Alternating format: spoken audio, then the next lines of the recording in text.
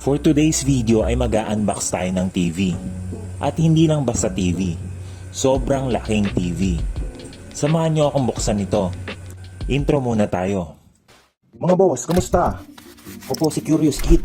Welcome sa aking munting YouTube channel kung saan pwedeng kapulutan ng kaalaman ang pagiging mausisa. Tara, samahan niyo akong tuklasin ang mga bagay na di pa natin alam o naranasan. Pakilike na rin ang video na to at napakalaking bagay sa akin ang inyong pag-subscribe. Simulan na natin. Ito ang Sony KD75X807H. Ang model na ito ay nirelease noong 2020 lamang. Dito sa box naka-indicate yung mga main features nito. 4K HDR resolution na ayon sa Sony ay may advanced algorithm to cut noise and boost details. Triluminous display that can show wider range of colors. Android ang OS. At syempre ang pinaka-highlight niya ay ang screen size nito diagonally na 75 inches. Bigyan ko muna kayo ng shots ng bawat sides ng box.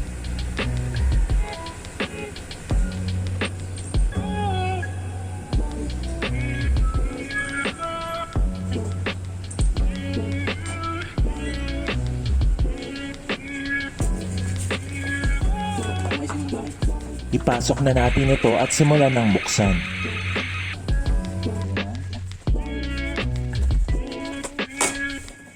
Pagkabukas ay bubungad kagad sa atin ang tabletop stand, operating instructions, voice remote control, batteries, AC power cord at plug. Tanggalin na natin yung mga styrofoam. I-pinch lang ang mga lock sa ilalim. Sa pag-handle ng ganito kalaking TV ay ma-advise ko na maghanap ng maaaring tumulong sa atin. Mahirap itong gawin mag-isa.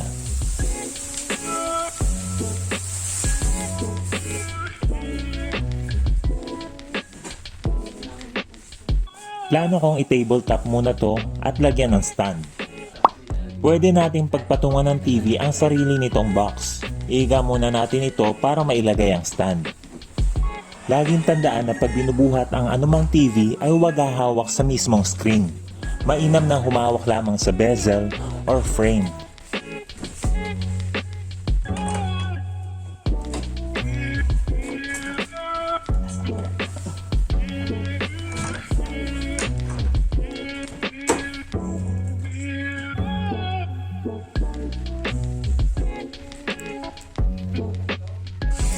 For your reference, ganito ito kalaki kapag may tao ng katabi.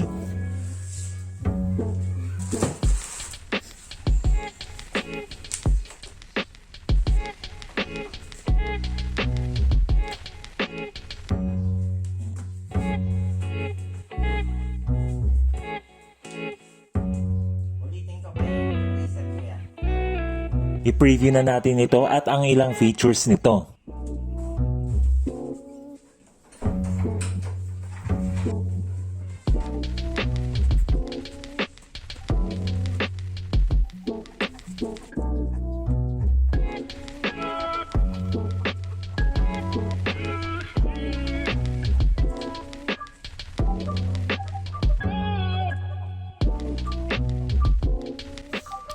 Android na ang interface nito at effortless ang pag-install ng mga apps. Hindi tulad sa Smart TV na limited lang. Basic internet connectivity at yung mga built-in apps lang ang meron na di maaaring update.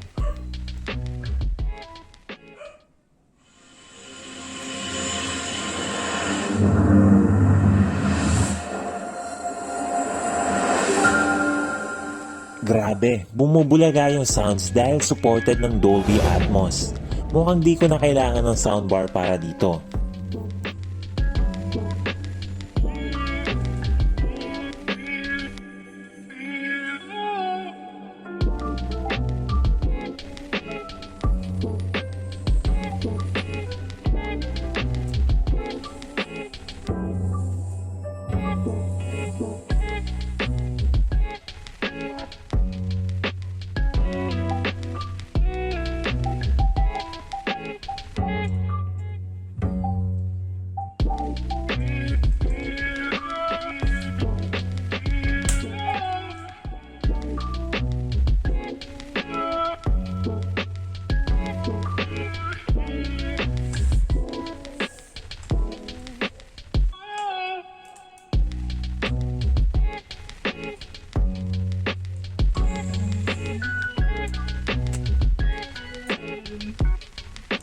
Open YouTube.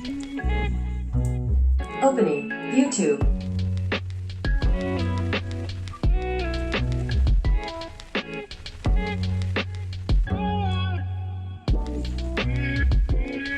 Open Netflix. Opening Netflix.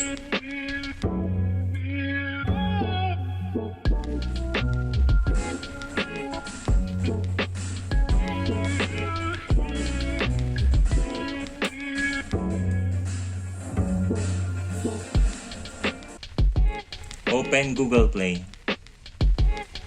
Opening Google Play Games.